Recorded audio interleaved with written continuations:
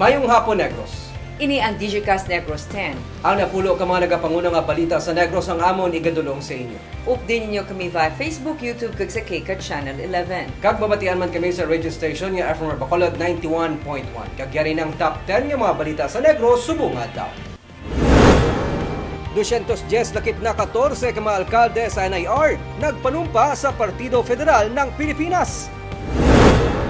Supply sang kuryente sa Alice Feeders nangin estable na.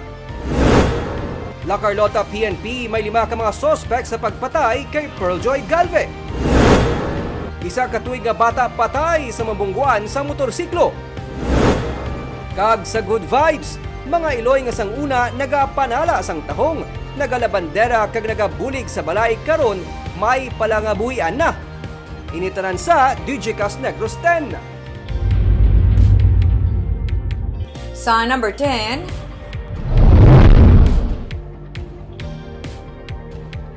upskilling kag reskilling sang workforce nga patuman sang TESDA bilang kabahin sa pagpanghanda sa pagpanghangkat dala sang artificial intelligence.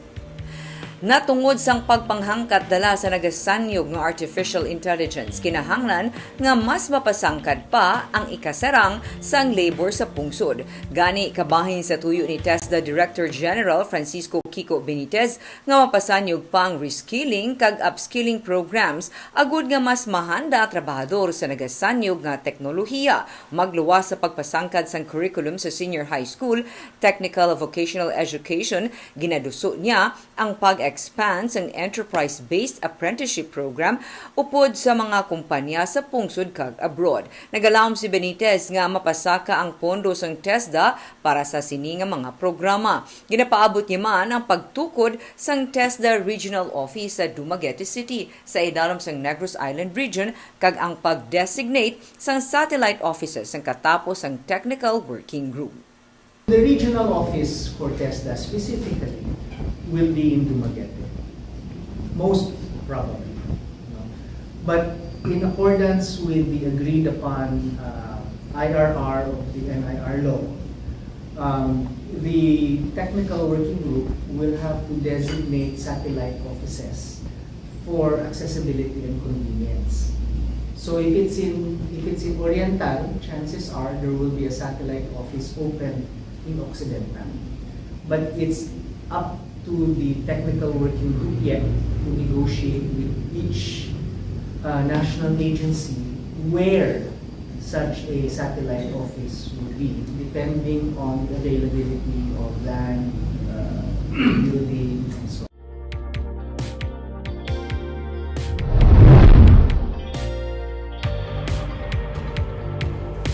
Sa number 9, ginaabi-abi kag ginapasalamatan ni Victoria City Mayor Javier Miguel Benitez ang endorsement para sa iya ni TESDA Director General Francisco Benitez kag sang pila pa ka mga opisyales ang 3rd District para sa congressional seat sa 3rd District. Pero para sa iya, wala pa siya sang desisyon kag padayon pa karon ang konsultasyon.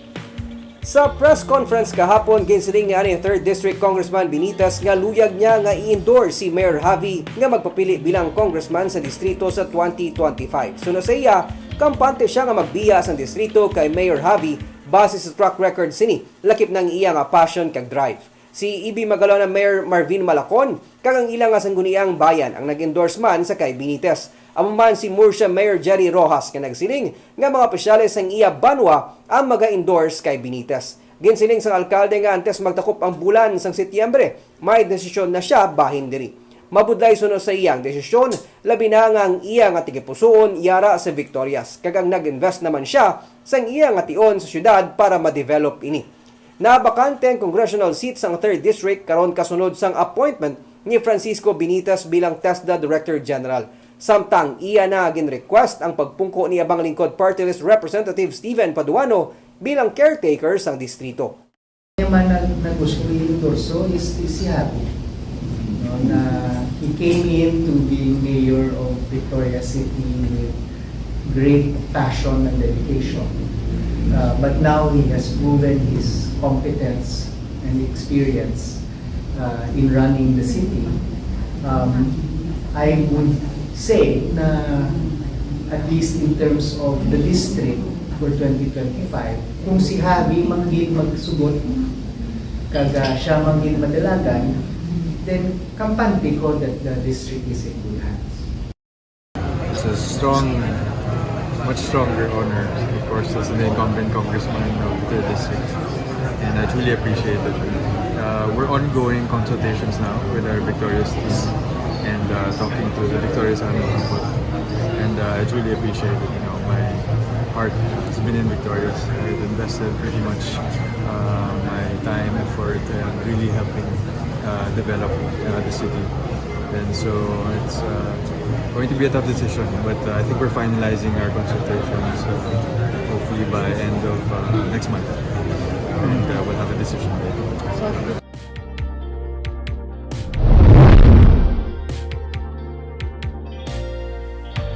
Sa number 8, ginapaabot ang pagpanumpa balik nandaya Mayor Salvador Escalante Jr. sang Cadiz City kag Manolet Escalante sang Manapla sa Lakas CMD. Sunod kay Manapla Mayor Manuel Escalante III, nagahulat na lamang sila sang abiso ni 2nd District Congressman Alfredo Marañon III bahin sa kung saan umatigayon sila makapanumpa balik sa Partido Lakas CMD. Daan na sila nga miyembro sang Lakas pero sang tiun ni Presidente Rodrigo Duterte sila ang nag-upod panumpa sa PDP laban. Upod man sa mayorya sang ilang nga partido. Damlagpagin siling na ni Mayor Bading Escalante nga wala nila napatud kun bala na baton gidman sila sa PDP laban. Labi na nga wala man sang dokumento bahin sa ilang nga membership ang nabalik sa ila. Suno kay Mayor Manolet, sang ila nga na-check sa Lakas CMD, nagapabilin pa sila nga duha ni Mayor Bading bilang miyembro. Pero ila nga ginapakamaayo nga manumpa na lamang liwat. Mahimo sa madason nga semana, may schedule na bahin sa ila nga pag-swear in. Ginapaabot man nga magaupod sa ila sa Lakas si Toboso Mayor Madonna Hauhoko. Magaupod man sa ila suno kay Mayor Manolet ang katapos ang ila mga konseho. Ramon, member pagig kami sa Lakas, pero sige lang mag-take out lang kami kay basin ma-confuse sila bla isang pag-take out namon to sa una kay Duterte. Then gusto man namon islan kaya ngamon nga lang to sa Lakas yan, Manulet Escalante, Bading Escalante. Sa number 7,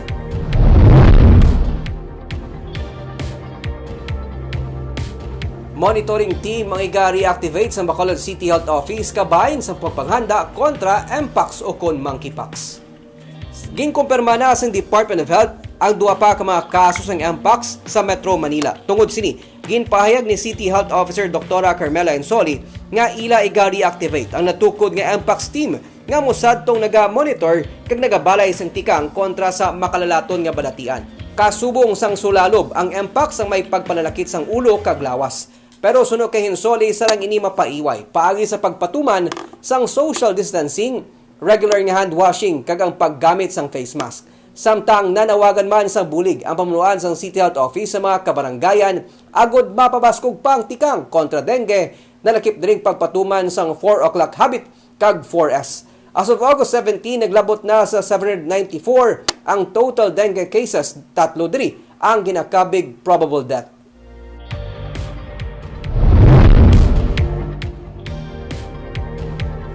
Sa number 6, isa ka tuig nga bata patay matapos nga mabungguan sa motorsiklo.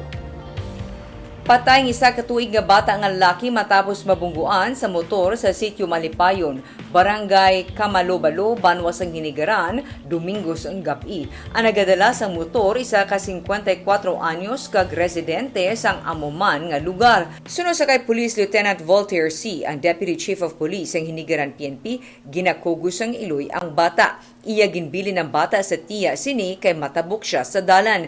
May ginakugos man nga bata ang tiya kag ang biktima hinali nga nagtabok sa dalan kay nag-amag sa iloy. Natabuan man nga naglabay ang motor kag nasangit ang bata. Ginhingagaw dala sa ospital ang bata apang napatay. Kaadlawan pagkuntani sa bata subong nga adlaw suno sa PNP. Temporaryo nga gindetain ang driver sa motor bangod sang insidente.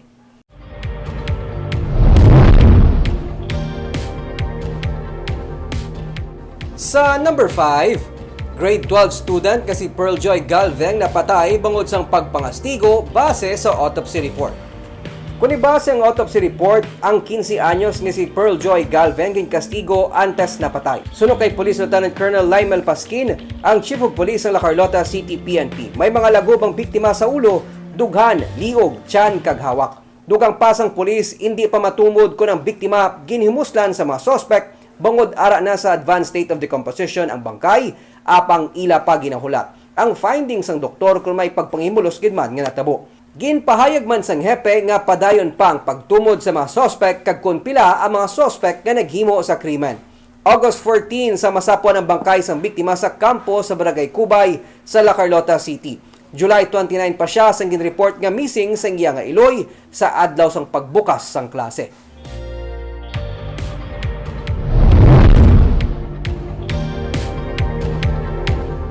Sa number 4, kaso sa ginaaligar abduction ang gina-validate pa sa pamunuan sa Bacolod City Police Office. Agosto 20 sang gabi sang ginaaligar gin-abduct sang wala makilalaan nga mga persona nga sakay sa van ang isa ka 21 anyos nga kolehiyala sa tubang sang patio sa Dalan Burgos sa Bacolod. Pero gina-validate pa sa pamunuan sa Bacolod City Police Office ang insidente bangod wala nagasanto ang iya sini nga pahayag matapos makapalagyo. Suno kay BCPO Director Police Colonel Joresti Coronica, wala sang CCTV footage sa lugar nga nakakuha sang ginaligar abduction. Ang biktima nga taga Binalbagan ang nagsaysay sa kapulisan nga nakaluwa siya paagi sa paglumpat sa van samtang nagabiyahe sa Bago City.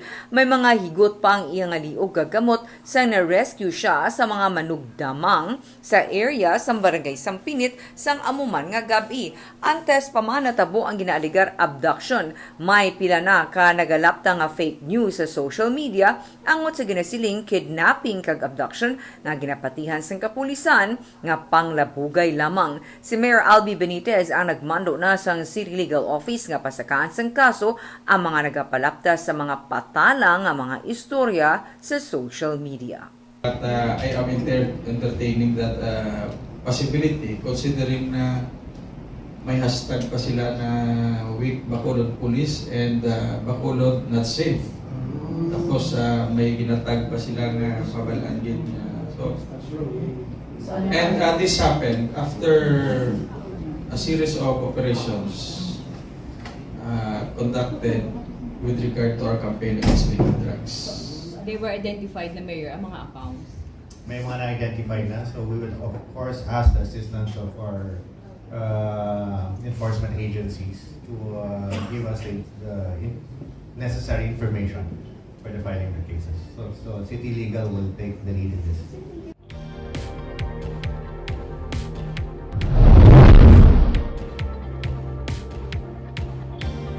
Sa number 3, supply sang kuryente sa Alice Feeders ang naging estable na.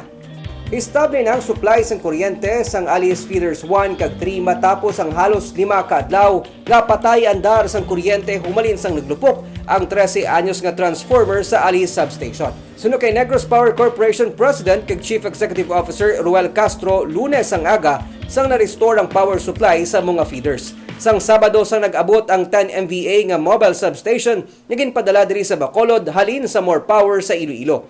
Ang ini nga mobile substation ang may kapin 12 megawatts nga kuryente samtang yara lang sa 9.3 megawatts ang kinahanglan sang Alice Feeder 1 kag 3 agod mangin stable ang power supply. Gintay ang Alice Feeder sa malapit nga feeders para makabulig pagidugang sang power supply. Bungod sini wala na sang rotational brownout humalin sang Lunes sang aga. Suno kay Castro, 6 sa 11 ka mga transformers ang nagakinahanglan nga ma-rehabilitate bangod daan na.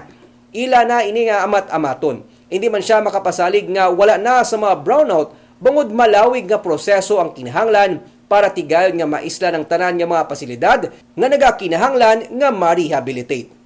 So you have our assurance that we are not here for the short, we will be here for the long term, and our commitment is ayusin natin yung buong sistema ng ng NEPSI as we inherited. It will take time. No? I'm not saying that after this wala na brownout. I'm saying after this wala nang magkakaroon ng problema. There will always be, no? Sa number 2,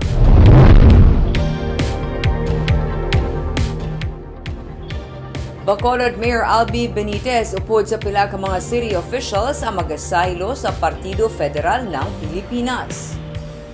Kabahin si Bacolod City Mayor Albi Benitez sa 60 kamang katapos ang PDP laban na party sa probinsya nga nag-resign sang Mayo. Ginsiling sang alkalde nga matapos ang pagpanumpa sa masobra 200 ka mga bag-o nga katapo sang Partido Federal ng Pilipinas kahapon, posible siya magasunod man upod sa pila ka mga city officials. Nagupod sa mass resignation ang alkalde sa pagpati nga wala man sila ginpahibalo sa mga plano sang anay partido. Ginahibalo pa ni Benitez kung ano ang preference ng iyang mga kaalyado sa Asenso Bacolod antes ang ginapaabot nila nga pagpanumpa sa partido. Ang PFP ang ginakabig anay sang alkalde nga amo ang bag-o nga unit team. The whole slate of Bacolod that have not joined parties that are in collaboration or have a signed agreement with PFP. So NPC, the tanan naman, right? So if they are already within that party, then they can stay in that party or join PFP. So no plan ni Mayor na officially mag-take off na. Soon. So mga pila na sa Bacolod ang dalon sa PF. Wala akong count sumo. I will have to ask some of those members. Kaya mga iban nga upod natin were not with me during the last election. So I will ask them kung anong preference nila. Kag sa numero 1 sa mga balita sa Negros, subong adlaw.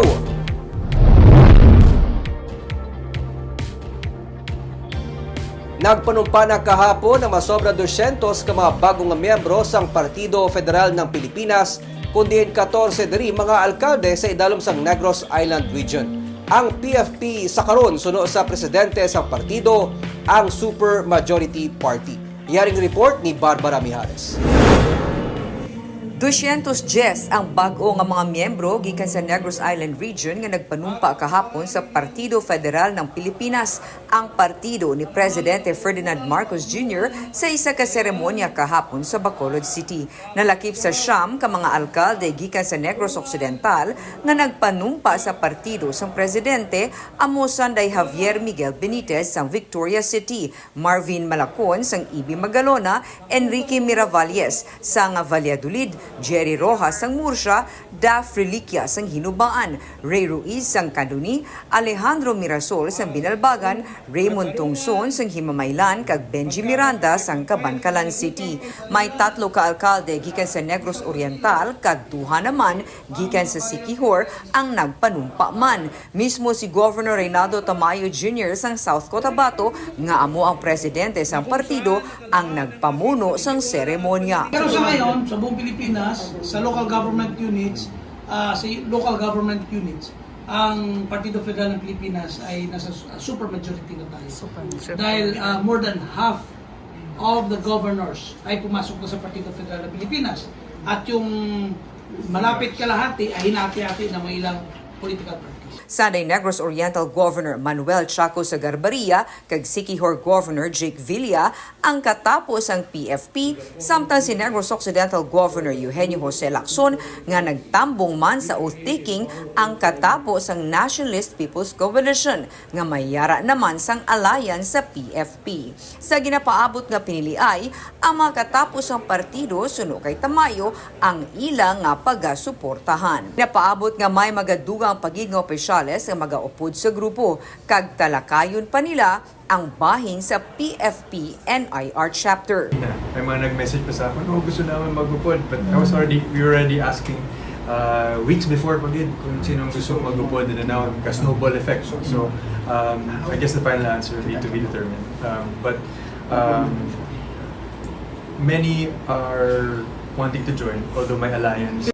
Samtang sa mga lugar nga ginalantaw ang mga kontrahanay pareho nga katapos ang PFP kaangay sa Silay City kag Ibi Magalona suno kay Tamayo ang ilang nga steering committee ang magatalakay sini.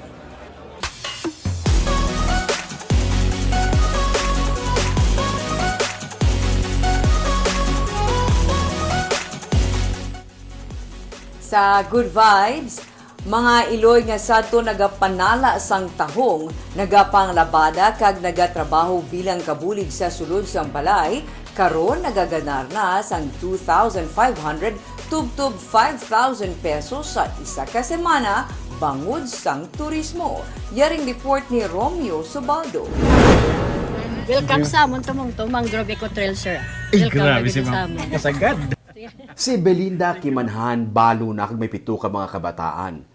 Sa una, nagapanala siya sang tahong diri sa may baybayon sa barangay Tumungtong sa Banwa sang Ibi Magalona. Kung kisa, wala sang tahong gani, wala man sang income. Pero sumugod sang gintukod ang Tumungtong Mangrove Eco Trail, nakaganar siya.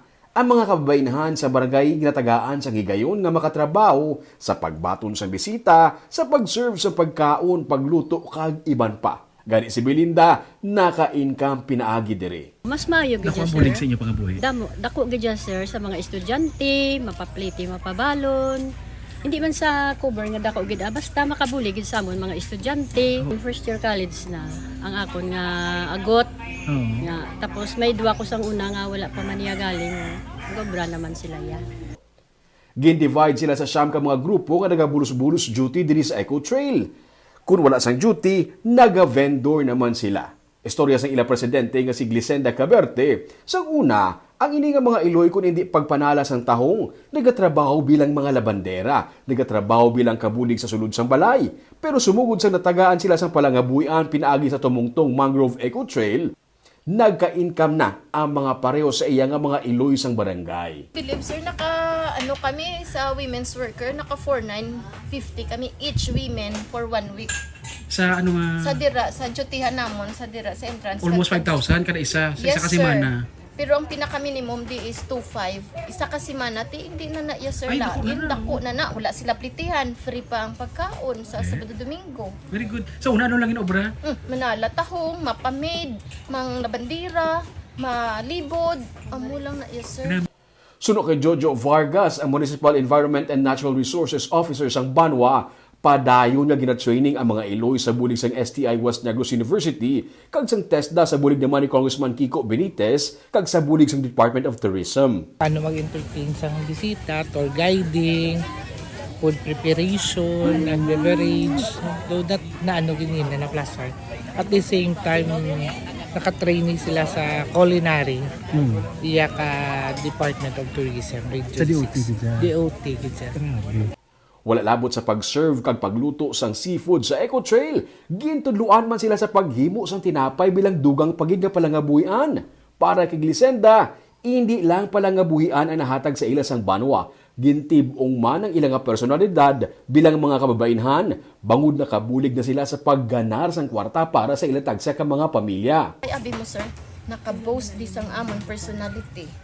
Sang una, uklo-uklo pa na kailain ang Kung ikaw gaganar, galain ang personalidad mo. Yes, sir. May self-esteem ka na. Tapos ginatudluan sila namon dapat personality gidya intact gidya kay para hindi ka bala mahudya mag-entertain sa customer. Ang makaintra sa asosasyon dapat residente sang barangay. Kag dapat naga-intra sa clean-up drive kada semana sa ilang mangrove area. Diri naman abi nagasalig ang ilang mga palangabuhian. Nahang panila nga pinaagi sa pagtipig sa mga mangroves. Iniman ang nakahatag sa ila sang palangabuhian. Barb, ihemplo na nino sang oportunidad nga mahatag sang sustainable livelihood labi na sa mga coastline areas nato. Kag lain gid Nick, no, ang ginatawag nga tourism kay multiplier effect kadamo sang pwede makabenepisyo. Yes, damo gid sang mahatag man sila nga suporta. Labi na kung naga-support ang local government unit. Kagamuyad to mga balita sa Negros Subong Adlaw. Kay man sa panahon karon importante nga may ihibalo ka sa nagakatabo sa imo nga palibot. Pero dapat balanse kay insakto mga impormasyon. Padayon kami nga magapangalagad sa Necrosanon. Ako si Barbara Mijares. Kag ako naman si Nico Delfin. Tugtubwas mayong hapon.